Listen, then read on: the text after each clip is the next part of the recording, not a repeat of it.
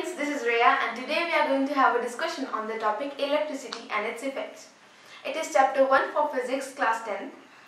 What is electricity? We see electricity everywhere. In the camera it is used to charge the camera, it is used in your phone, your tablets, your laptops, in fact everywhere. We cannot imagine our world without electricity. What is electricity then?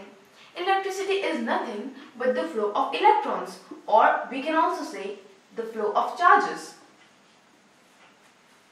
Then what are the substances which conduct electricity are called? The substances which conduct electricity or which let electricity to pass through them are called conductors.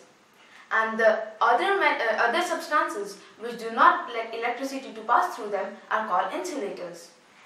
Why are they called so, and on what basis do we separate them? How do we just think that this is a conductor and this is an insulator? That is because, as I already told you, that electricity is flow of electrons or charges. Electricity needs electrons to flow. And in metals, or except graphite, there is no non-metal which conducts electricity.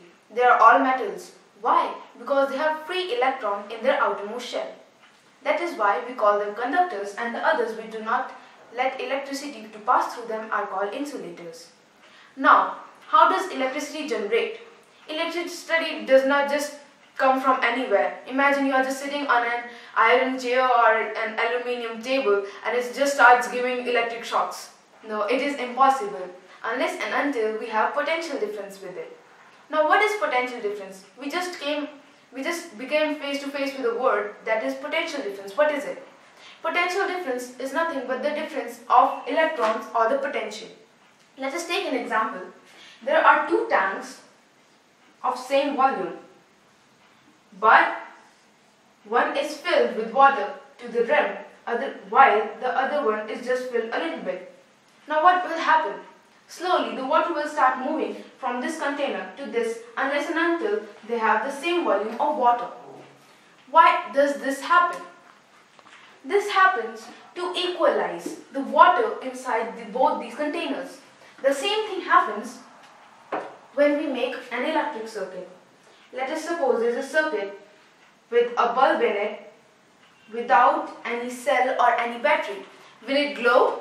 No, of course not. It will not glow because there is no cell or battery, which produces the potential difference.